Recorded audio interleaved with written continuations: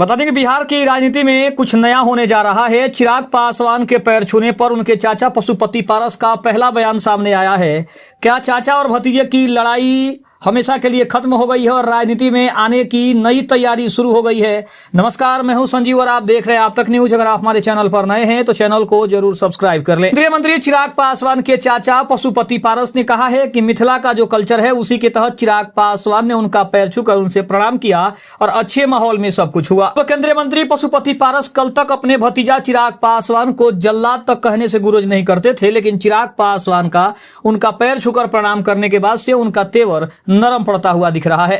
पशुपति पारस ने मंगलवार को खगड़िया में पत्रकारों से बातचीत करते हुए कहा कि खून का रिश्ता कभी खत्म नहीं होता है। उन्होंने कहा कि राजनीतिक रिश्ता अलग होता है, लेकिन चाचा और भतीजा का रिश्ता कभी खत्म नहीं किया जा सकता है। मैं उसका चाचा हूं और वो मेरा भतीजा है। पशुपति पारस से जब पूछा गया कि क्या आप चिराग के साथ जाएंगे तो पशुपति पारस ने कहा कि राजनीति में कल क्या होगा ये किसने देखा है। दरअसल चिराग पासवान सोमवार को अपने पैतृक गांव खगड़िया के शहरबंदी अपने दिवंगत चाचा अर्जुन पासवान को श्रद्धांजलि देने पहुंचे थे। चिराग पासवान सबसे पहले अपनी बड़ी मां राजकुमारी देवी के पास पहुंचे थे। जैसे ही चिराग ने उनके पैर छुए, बड़ी मां ने उन्हें गले लगा लिया और चिराग की आंखों से आंसू छलक पड़े थे। लेकिन काफी देर तक चिराग अपनी मां के गले से लगकर रोते रहे, जिसके बाद उन्होंने अपनी बड़ी मां का हालचाल भी पूछा। उन्होंने कहा कि मेरे पापा के चचेरे भाई स्वर्गीय अर्जुन पासवान जी के निधन उपरांत आज अपने पैतृक गांव खगड़िया के शहरबनी पहुंच उन्हें श्रद्धांजलि अर्पित करके शोक संतप्त परिजनों को सांत्वना देने पहुंचा हूं। इस दौरान चिराग ने अपने चाचा पशुपति पारस का पैर छूकर भी प्रणाम किया, जिस पर पशुपति पारस भी अपनी कुर्सी से उठकर चिराग के सिर पर हाथ रखकर आशीर्वाद दिए।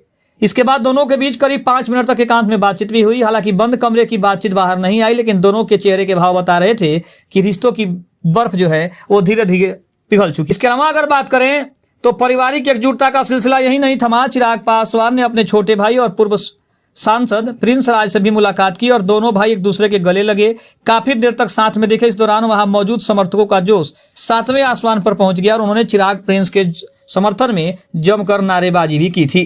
लेकिन अब कहा जा रहा है कि क्या दोनों का रिश्ता आने वाले समय में राजनीतिक पारी को शुरू करने की दिशा में एक बड़ा महत्वपूर्ण कदम है?